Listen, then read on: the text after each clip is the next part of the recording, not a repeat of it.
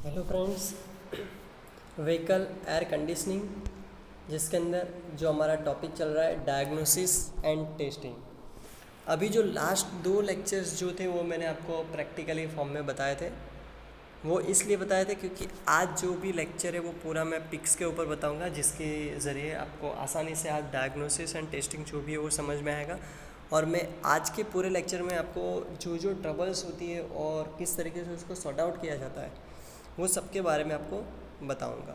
सो vehicle air conditioning के अंदर सबसे पहली चीज़ हमारे लिए ये होती है, जिस तरीके से यहाँ पे हम चीज़ एक देख रहे हैं कि एक इंजीनियर है और उसके हाथ में रेफ्रिजरेंट है। अब वो R12 भी हो सकता है और R134A भी हो सकता है। सो सबसे पहली चीज़ ये है प्रिकॉशंस, बिकॉज ऑटोमोबाइल इंजीनियरिंग या कोई भी दुनिया की कोई भी इंजीनियरिंग हो और उसमें भी व्हीकल एयर कंडीशनिंग में जब हम काम कर रहे हैं तो उसके लिए हमारे लिए सबसे पहली चीज़ है हैंडलिंग ऑफ रेफ्रिजरेंट। जो हम रेफ्रिजरेंट को हैंडल करते हैं उसको किस तरीके से संभालना है वो हमारे सबसे बड़ा चैलेंजिंग टास्क है हमारे लिए। बिकॉज रेफ्रिजरेंट को संभालने के लिए, because it's a very very very toxic refrigerant R134A, because ये हाईली वॉलेटाइल है। अगर ये थोड़ा भी आपकी स्किन के ऊपर या आँखों में चला गया तो ये लोकलाइज्ड फ्रोस्टबिलाइट कर सकता है, जिसे हम कह सकते हैं अंधापा आना, यानी कि आपकी आँखें में से देखने की जो आपकी क्षमता है वो क्या हो जाएगी, कम हो जाएगी। सो सबसे पहली बात है आपको रेफ्रिजरेंट को किस तरीके से पकड़ना है, ये आपको चीज़ ध्यान में रखनी है। दूसरी बात ये है, यहाँ पे आप देख सकते हो कि रेफ्रिजरेंट जो है उसे कभी कभी क्या किया जाता है तो कि उसको पर्टिकुलर एक टेम्परेचर लाया जाता है। कौन सा टेम्परेचर होता है? Below 40 degree centigrade. अब बिलो 40 डिग्री सेंटीग्रेड के लिए हम क्या करते हैं ज़्यादातर लोग, तो कि आप देख सकते हो यहाँ पे राइट साइड की फिगर में कि वो लोग क्या करते हैं, तो कि व्रॉन्ग में क्या है, यानी कि वो डायरेक्टली रेफ्रिजरेंट जो बॉटल है उसको डायरेक्टली हीट दे देते हैं। अगर इस तरीके से किया और अंदर मॉलिक्यूलर एक्सपांसन हुआ तो ये पूरी जो बॉटल है वो क्या हो जाएगी, ब्लास्ट हो जाएगी और बाद में हमारे ज़िंदा रहने की पॉसिबिलिटी शायद ज़ीरो हो जाएगी, यानी कि जो इंसान इसको ऑपरेट कर रहा है। जबकि करेक्ट पोजीशन क्या है कि आप एक बाउल में पानी लीजिए और वो बाउल में जो पानी लिया है उसके अंदर आप रेफ्रिजरेंट बॉटल को डाल दीजिए और उसको 40 डिग्री उसके अंदर थर्मोमीटर रखिए कि वो दिखा दे कि 38 डिग्री या 39 डिग्री हुआ है, तुरंत आप उसको बाहर निकाल दीजिए। ठीक है, तो सबसे पहली चीज़ ये, हमको रेफ्रिजरेंट जब हैंडल करते हैं तब हमारे लिए सबसे मोस्ट इम्पोर्टेंट चीज़ यही है कि उसको हम ध्यान से देखें और उसको जब सबसे पहला है हम आई प्रोटेक्शन, जिस तरीके से यहाँ पे आप देख सकते हो ये बंदे ने आई प्रोटेक्शन पहना हुआ है, ये हमारे लिए बहुत ज़रूरी है। अगर गलती से भी एक बूंद भी चली गई सो फ्रियॉन कैन कॉज ब्लाइंडनेस, वो फ्रियॉन जो अंदर से गैस निकल रहा है वो आपको ब्लाइंड कर देगा। ठीक है, दूसरा है कंटेनर जो है उसको 40 डिग्री सेंटीग्रेड से कहाँ रखना है, नीचे रखना है। ठीक है, तीसरी बात ये है कि उसको कोई भी ओपन फ्लेम, कहीं पे भी कोई आग जल रही है ऐसी कोई चीज़ है वहाँ पे हमको रेफ्रिजरेंट नहीं रखना है। ठीक है, नहीं तो वो इतनी खतरनाक प्रॉब्लम क्रिएट करेगा कि वो पूरी सिस्टम और रेफ्रिजरेंट को पूरा जला देगा। ठीक है, और सबसे मोस्ट इम्पोर्टेंट चीज़ ये रहती है कि आपकी स्किन के ऊपर कहीं ना गिरे। अगर वो आपकी स्किन के ऊपर कहीं गिरता है तो क्या है उसको समझते हैं। अगर जिस तरीके से यहाँ पे ये आँख में जा रहा है या स्किन पे जा रहा है सो वो इतना खतरनाक जलन आपके ऊपर क्रिएट करेगा कि जिसकी वजह से सो फर्स्ट ऑफ ऑल तो अगर आपकी आँखों में ये चला गया, ठीक है, सो डू नॉट रब यानी आँखों को घिसो मत उस टाइम पे। Was the area which lots of cool water, आपके पास जितना भी ठंडा पानी है, बर्फीला पानी नहीं, यहाँ आइसी वाटर नहीं लिखा है, कोल्ड वाटर। कोल्ड वाटर का मतलब ये है ठंडा पानी। आप जितना हो सके उतना ठंडा पानी लीजिए और उसके छींटे लगाइए आँखों में। ठीक है, ये सबसे मोस्ट इम्पोर्टेंट चीज़ है। यहाँ पे गलत चीज़ दिखाई है कि आप ये सब करते हो तो ये गलत है यहाँ पे। ठीक है, दूसरा, अगर आपकी स्किन के ऊपर ये गिर गया है तो स्किन के ऊपर गिरा है तो तुरंत आप, ज़्यादातर लोग क्या करते हैं उसको डायरेक्टली जाके पानी में डाल देते हैं हाथ, कि पानी में डालेंगे तो ये सही हो जाएगा। ये सही नहीं है, उसकी जगह आपको क्या करना है, आपको पेट्रोलियम जेली जो एक ऐसी चीज़ है जिसके ज़रिए ही आप ये जो स्किन इन्फ्लेमेशन जो है, स्किन जल रही है आपकी, उसको आप रोक सकते हो। बाकी अगर आपने पानी के अंदर रखा तो पानी का प्रेशर या तो पानी जो है और आपके स्किन के टिश्यूज़ के अंदर और जाने देगा, क्योंकि ये कोई कुत्ता काटने वाली चीज़ नहीं है, ठीक है। इसलिए यहाँ पे ये जो भी पेट्रोलियम जेली है उसका हमें यूज़ करना है, और उसके ज़रिए हमें पेट्रोलियम जेली जो है वो स्किन के ऊपर लगा देनी है, जिसकी वजह से पेट्रोलियम जेली जो होगी वो फ्रीऑन को खींच लेगी, ठीक है। और तुरंत आपको डायरेक्ट हॉस्पिटल ही जाना चाहिए, इसके अलावा और कोई इसकी कोई ट्रीटमेंट नहीं है। इसलिए जो ये हमारा ये पूरा चैप्टर और ये जो हमारा पूरा व्हीकल एयर कंडीशनिंग जब चल रहा था, तब स्टार्टिंग से ही मैं आपको कह रहा था कि जो हमारा डायग्नोसिस एंड टेस्टिंग रहेगा वो सबसे लास्ट में सिर्फ 3 लेक्चर ही रहेंगे, लेकिन 3 लेक्चर के अंदर वो जो हम पूरे जो 15, 20, 25 लेक्चर जो भी हमने स्टडी किया अभी तक, वो सब कुछ अगर आपको आता होगा परफेक्ट, तो आपके लिए बहुत आसान रह जाएगा। सबसे most important vehicle air conditioning के लिए हमारे लिए यही है, हैंडलिंग ऑफ रेफ्रिजरेंट। अगर आपने रेफ्रिजरेंट को सही से हैंडल कर लिया तो बाकी सभी चीज़ आपके लिए बहुत ईजी रह जाती है। लेकिन अगर आपने रेफ्रिजरेंट को सही से हैंडल नहीं किया, कोई फ्लैम के कांटेक्ट में आ गया, आपकी आंखों में गिर गया, आपकी स्किन पे गिर गया, तो आप एसी सिस्टम को सर्विस करना तो बहुत दूर की बात है। आपके लिए सबसे मोस्ट प्रॉबेबल प्रॉब्लम ये हो जाएगी कि आपको तुरंत हॉस्पिटल भागना पड़ेगा।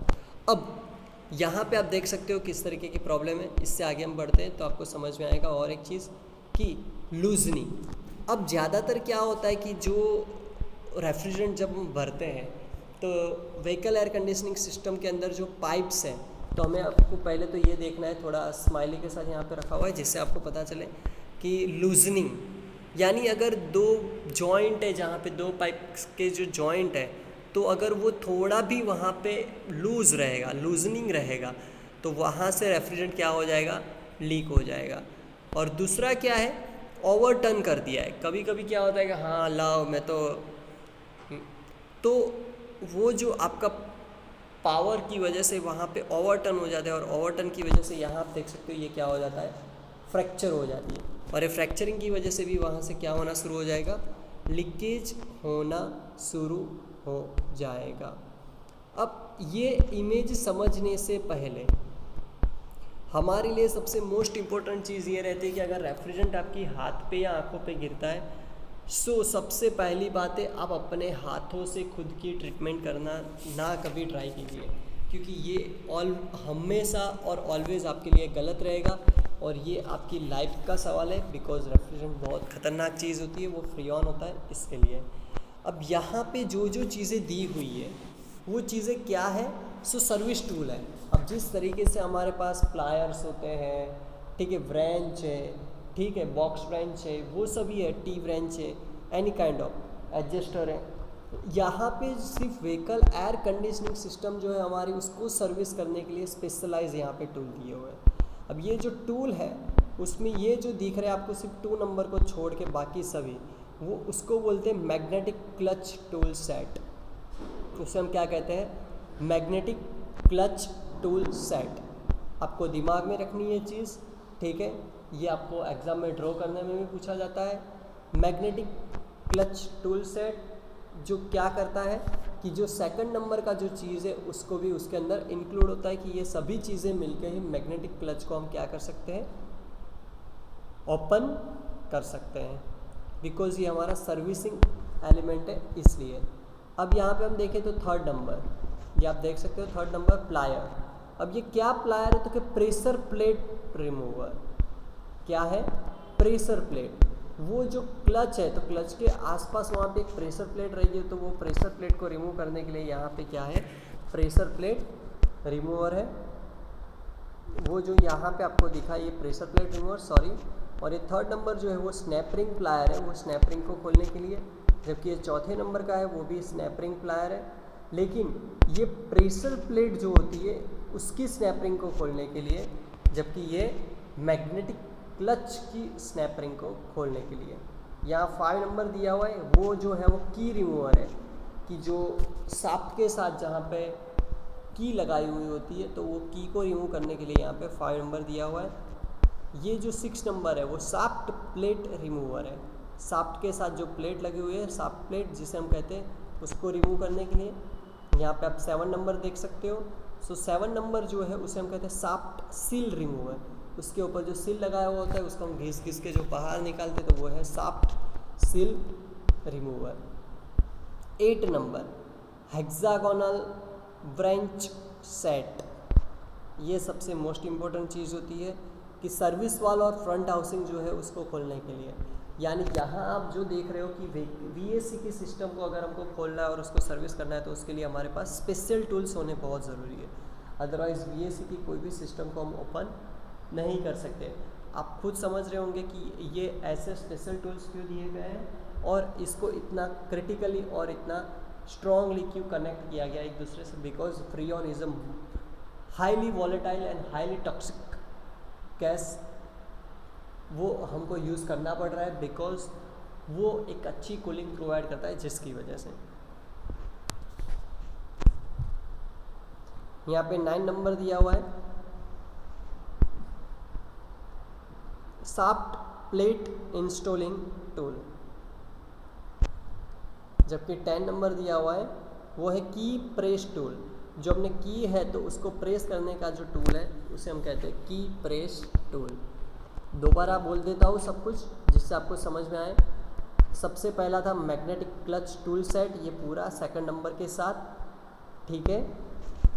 3rd वन जो है वो स्नैप रिंग प्लायर है, जो प्रेशर प्लेट की स्नैप रिंग को निकालने के लिए। 4th वन भी स्नैप रिंग प्लायर जो मैग्नेटिक क्लच की निकालने के लिए। 5 नंबर की रिमूवर जिसे बोलते हैं। 6 नंबर को शाफ्ट प्लेट रिमूवर कहते हैं। 7 नंबर जो है उसको शाफ्ट सील रिमूवर कहते हैं, ठीक है। 8 नंबर जो है वो हेक्सागोनल ब्रांच सेट है हमारा पूरा। 9 नंबर जो है वो शाफ्ट प्लेट इंस्टॉलिंग टूल है और 10 नंबर जो है वो की प्रेस टूल है हमारा। अब यहाँ क्या है कि ये जो है अब कंप्रेसर के टाइप्स होते हैं, उस तरीके से यहाँ पे ये जो होता है जिसे हम कहते हैं 10P टाइप कंप्रेसर। जो 10P टाइप कंप्रेसर है उसको खोलने के लिए ये सब चीज़ें, उस कंप्रेसर और उस AC सिस्टम को सर्विस करने के लिए। लेकिन अब यहाँ पे जो है वो TV10 टाइप यानी थ्रू आउट वैनी टाइप, जो वैनी टाइप कंप्रेसर्स होते हैं, तो उसको जब खोलना हो तो उसके लिए जो पहला नंबर दिया हुआ है उसे हम कहते हैं प्रेशर प्लेट रिमूवर। अब यहाँ पे आप देख सकते हो ये जो पहले वाले टूल थे इससे ये टूल अलग ही है। तो पहला जो है वो क्या है, प्रेशर प्लेट रिमूवर, ठीक है। दूसरा जो है जिसे हम कहते हैं प्रेशर प्लेट होल्डर, जिसे हम क्या कहते हैं प्रेशर प्लेट होल्डर। ये प्रेशर प्लेट होल्डर जो होता है जिसे हम ज़्यादातर लोग डिट्टो भी कहते हैं। 3rd वन जो है वो है स्नैप रिंग प्लायर, जो आगे भी यूज़ होता था वो यहीं यूज़ हो रहा है, स्नैप रिंग प्लायर, ठीक है, वो रोटर और होल्डर को निकालने के लिए। 4था जो है वो कॉमन है, हेक्सागोनल ब्रांच सेट जो है हमारा। 5वां नंबर जो है वो सील प्लेट रिमूवर है, जो सील प्लेट जो है उसको रिमूव करने के लिए। और लास्ट वन जो है वो सील प्लेट रिप्लेसर, कि जब हमको सील प्लेट को इंस्टॉल करनी है तो सील प्लेट लगाने के लिए हम उसका यूज़ करते हैं। तो यहाँ तक आपको समझ में आया होगा। अब हम आगे बढ़ते हैं।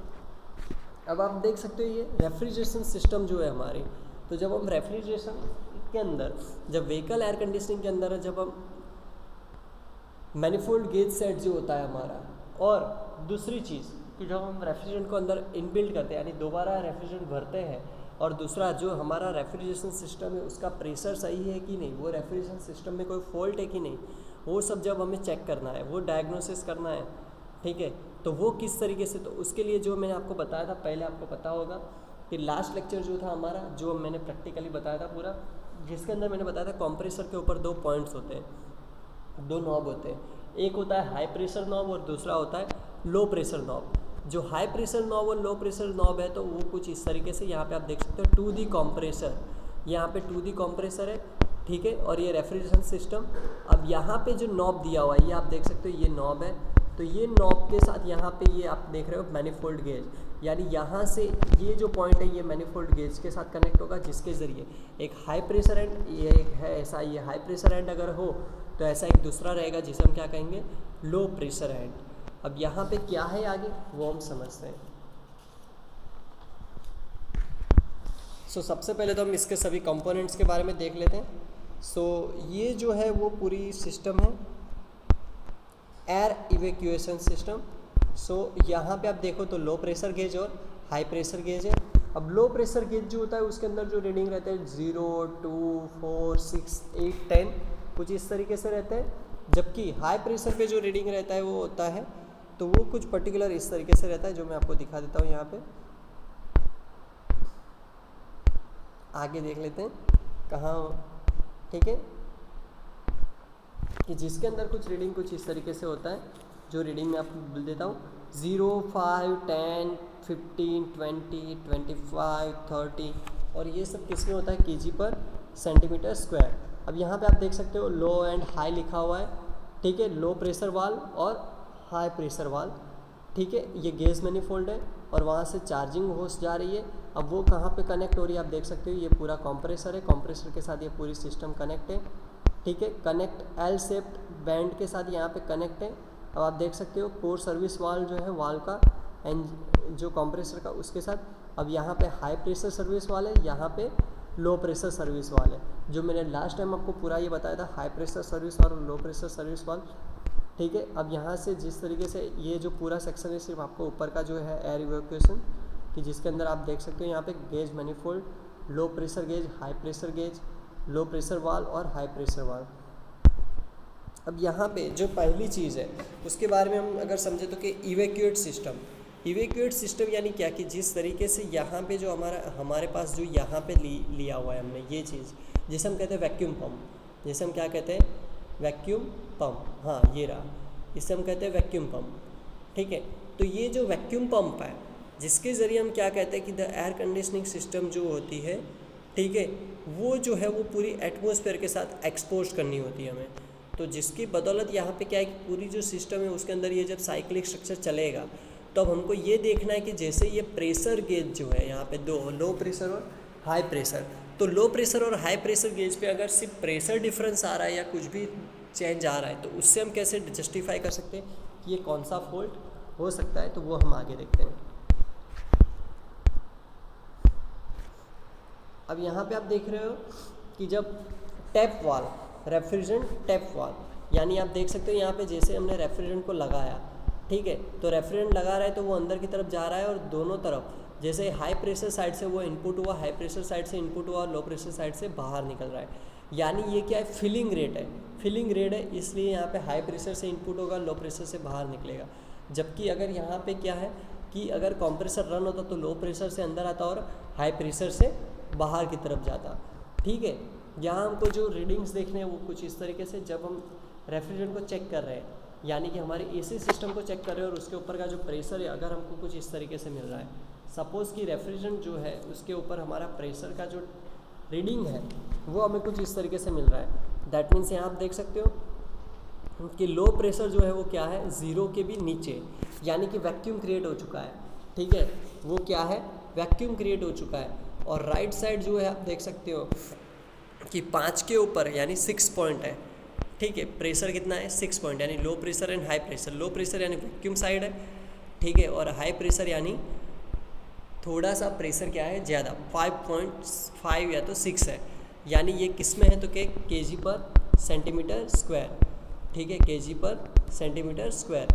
तो ये जो सिस्टम है ये हमको बताती है जब हम रीडिंग ले रहे हैं और अगर हमको ऐसा रीडिंग मिले तो उसका मतलब ये रहता है कि ये नॉर्मल वर्क कर रही है, ये पूरी सिस्टम जो है एसी सिस्टम वो पूरी नॉर्मल रन कर रही है, इसके अंदर कोई भी तरीके की कोई प्रॉब्लम नहीं है, ये हमको ध्यान रखना है, ठीक है। जब लो प्रेशर पे आपको वैक्यूम रीडिंग मिले और हाई प्रेशर पे आपको 5, 6 क्या तो 10 के आसपास भी रीडिंग मिले, तो जब आपको रीडिंग फ्लक्चुएट मिले यानी कि 0 से लेके 2 या 1 तक आपको जा रहा है रीडिंग और हाई प्रेशर पे 5 से लेके 15 तक जा रहा है रीडिंग, ठीक है, 5 से लेके 15 तक जा रहा है, तो उसका मतलब ये रहता है कि यहाँ पे मॉइस्चर प्रेजेंट है, ये पूरी सिस्टम है उसके अंदर क्या है मॉइस्चर, जो मॉइस्चर क्या कर रहा है प्रेशर को प्लस माइनस कर रहा है, मॉइस्चर क्या कर रहा है प्रेशर को प्लस माइनस कर रहा है। तो जब भी आपको कोई भी इवैक्यूएटिंग सिस्टम के अंदर आपको प्रेशर प्लस माइनस मिले तो उसका मतलब है इसके अंदर मॉइस्चर है, उसके अंदर क्या है मॉइस्चर है, ठीक है। तो जिस तरीके से हमने पहली फिगर देखी है कि नॉर्मल स्टेट है तो हमारे लिए कोई प्रॉब्लम नहीं है, लेकिन जब हमारे लिए ये आया कि ऑपरेशन जब कर रहे हैं और हमको पता चला कि रीडिंग कुछ इस तरीके से आ रहा है, प्लस माइनस आ रहा है, तो ये रेफ्रिजरेशन सिस्टम के अंदर क्या आ गया है, वाल और ऑरिफिस, और ये जो भी सिस्टम है वहाँ से मॉइस्चर क्या आ गया है, एंटर हो गया है। तो हमारे लिए सबसे पहली बात है कि हम साइकिल को स्टॉप कर दें और उसके बाद क्या करें कि पूरी सिस्टम जो है उसको ड्राई कर दें। पूरी सिस्टम को हमें क्या करना है, ड्राई करना है। सो सबसे पहले हमें क्या करना पड़ेगा, उसके लिए रिसीवर ड्रायर जो है उसको हमें क्या करना पड़ेगा, रिप्लेस करना पड़ेगा। रिसीवर ड्रायर को हमें क्या करना पड़ेगा, रिप्लेस करना पड़ेगा। और दूसरी बात है कि लास्ट में हमें वैक्यूम पर्जिंग मेथड का यूज़ करना पड़ेगा। वो वैक्यूम पर्जिंग मेथड की वजह से हम क्या कर सकते हैं कि जो भी मॉइस्चर है उसको हम क्या कर सकते हैं, अंदर से दूर कर सकते हैं। और तीसरी बात ये है कि प्रॉपर अमाउंट में हमें चार्ज अंदर फिल करना पड़ेगा। प्रॉपर अमाउंट में हमें क्या फिल करना पड़ेगा, चार्ज फिल करना पड़ेगा। अब जब यहाँ पे आप देख सकते हो कि प्रेशर जब आपको प्लस में मिल रहा है, यहाँ दिख रहा है 0, 1 से ऊपर जा रहा है थोड़ा, यानी कि थोड़ा प्रेशर, लो प्रेशर साइड थोड़ा ज़्यादा प्रेशर है, हाई प्रेशर साइड सही है 5 के ऊपर थोड़ा सा है, लेकिन यहाँ पे लो प्रेशर साइड थोड़ा ज़्यादा है। तो उसका मतलब है कि इनसफिशिएंट रेफ्रिजरेंट, जब रेफ्रिजरेंट क्या है, इनसफिशिएंट है, ठीक है, इनसफिशिएंट रेफ्रिजरेंट। तो इसकी जो प्रॉब्लम है वो क्या आती है, कस्टमर ये लेके आता है कि भाई इनसफिशिएंट कूलिंग आ रहा है, क्या कूलिंग, सफिशिएंट कूलिंग नहीं आ रहा है। आगे में भी यही कस्टमर कंप्लेंट लेके आता है, कूलिंग सही से नहीं आ रहा है। दूसरे में भी कस्टमर क्या लेके आता है, कूलिंग सफिशिएंट नहीं है। ज़्यादातर एसी की तो यही प्रॉब्लम रहती है कि सफिशिएंट कूलिंग नहीं है, लेकिन हमको सिर्फ रीडिंग से हमको पता चलता है कि इसकी प्रॉब्लम क्या है। तो यहाँ पे जैसे हमने रीडिंग लिया तो हमको पता चला कि रेफ्रिजरेंट अगर इनसफिशिएंट है तो हमको सबसे पहले तो लीकेज चेक करना पड़ेगा, क्योंकि रेफ्रिजरेंट डायरेक्टली हम फिल नहीं कर सकते कि फिल कर दिया चलो निकलो, लेकिन हमको पहले ये चेक करना पड़ेगा कि लीकेज कहाँ कहाँ है। अगर लीकेज मिल गया तो फिर उसको हमें रिपेयर करना है, अगर लीकेज नहीं है तो फिर हमें रेफ्रिजरेंट को अंदर फिल करना है। अब यहाँ पे आप देख सकते हो प्रेशर इसमें भी थोड़ा ज़्यादा है, जो पहले था वैसा ही, ठीक है, लेकिन यहाँ पे यही फिगर है आप देख सकते हो, लेकिन दोनों फिगर एक ही जैसी है। लेकिन प्रॉब्लम यहाँ क्या है कि ये एक प्रॉब्लम तो मैंने बताई कि इनसफिशिएंट रेफ्रिजरेंट, ठीक है, लेकिन दूसरी ये प्रॉब्लम भी हो सकती है पुअर सर्कुलेशन ऑफ रेफ्रिजरेंट, कि रेफ्रिजरेशन सही से अंदर सर्कुलेट ना हो रहा हो। तो रेफ्रिजरेंट सही से सर्कुलेट ना हो रहा हो तो क्या करना पड़ेगा, रिसीवर जो है उसका, ठीक है, रिसीवर ड्रायर जो है वो क्या हो गया होगा, क्लॉग्ड हो गया होगा। रिसीवर ड्रायर क्या हो गया होगा, क्लॉग्ड हो गया होगा। तो हमारे लिए रिसीवर को क्या करना पड़ेगा, हमें रिप्लेस करना पड़ेगा। अब वापस आप देख सकते हो यहाँ पे दूसरी फिगर आई, तो ये फिगर के अंदर क्या है कि रेफ्रिजरेंट यहाँ पे आप देख सकते हो प्रेशर 20 और यहाँ पे प्रेशर 2 के आसपास मिल रहा है, ठीक है। तो यहाँ पे क्या होगा, कस्टमर ऐसे कंप्लेन नहीं बोलेगा कि कूलिंग सही नहीं आ रहा है, लेकिन यहाँ पे सबसे मोस्ट इंपॉर्टेंट चीज़ क्या है कि रेफ्रिजरेंट जो है वो ओवरचार्ज है, यानी ज़रूरत से ज़्यादा है। रेफ्रिजरेंट ज़रूरत से क्या है, ज़्यादा है। और दूसरी बात है कि कंडेंसर जो है वो कूलिंग सही से प्रोवाइड नहीं कर रहा है, कंडेंसर सही से कूलिंग प्रोवाइड नहीं कर रहा है। तो हमारा डायग्नोसिस के हिसाब से क्या हुआ कि एक्सेसिव रेफ्रिजरेंट इन साइकिल, और दूसरा condenser cooling is not sufficient. तो सबसे पहले तो हमें कंडेंसर को क्लीन करना पड़ेगा। दूसरा फैन मोटर जो है उसका ऑपरेशन चेक करना पड़ेगा कि फैन मोटर सही से वर्क कर रही है कि नहीं, ठीक है। अगर ये दोनों सही है तो फिर हमको वैनी के आसपास जाना पड़ेगा और गैस मैनिफोल्ड लगा के वापस उसको चेक करना पड़ेगा। ये दो बार हम देख सकते हैं कि यहाँ पे प्रेशर का वही केस है, ठीक है, जो मैंने आपको अभी बताया कि प्रेशर का जो गैप है वो कुछ इस तरीके का है। अब यही केस वापस आया है, तो इसका मतलब है कि यानी अगर पहले तो हमने देख लिया कि वो जो एक्सेसिव और वो सब था, लेकिन अगर एक्सपांसन वाल्व इम्प्रॉपर माउंट हुआ हो, एक्सपांसन वाल्व सही से माउंट ना हुआ तो भी ये प्रॉब्लम हो सकती है, और हीट सेंसिंग ट्यूब डिफेक्टिव हो तो भी ये प्रॉब्लम हो सकती है। तो हमें क्या करना है, हीट सेंसिंग ट्यूब को चेक करना है और उसको प्रॉपर कंडीशन में लगाना है, और एक्सपांसन वाल्व जो है उसे भी हमको सही से लगाना है। अगर एक्सपांसन वाल्व कहीं से डिफेक्टेड है तो हमें क्या कर देना है, रिप्लेस कर देना है। अब यहाँ पे जो प्रेशर था वो क्या था, 20 के नज़दीक था। अब हम जाते हैं आगे, ये जो प्रेशर आप देख रहे हो तो 25 के नज़दीक आ रहा है, दैट मीन्स 23, 25, और लो प्रेशर साइड भी आप देख रहे हो प्रेशर 2 के आसपास पहुँच गया है। तो इसका प्रॉब्लम ये रहती है सबसे मेन कि air present in refrigeration system, कि जो प्रेशर 25 के आसपास बता दे उसका मतलब है कि एयर के अंदर, सिस्टम के अंदर क्या है, एयर है। तो आपको सबसे पहले तो रिसीवर ड्रायर को ही चेंज करना पड़ेगा कि वो जो है वो सही से काम नहीं कर रहा है, ठीक है। दूसरा जो है कि कंप्रेसर ऑयल जो है उसको चेक करना है कि वो शायद डर्टी हो गया होगा, तो भी ये प्रॉब्लम हो सकती है। अब हम आगे बढ़ते हैं, तो इससे आगे की फिगर,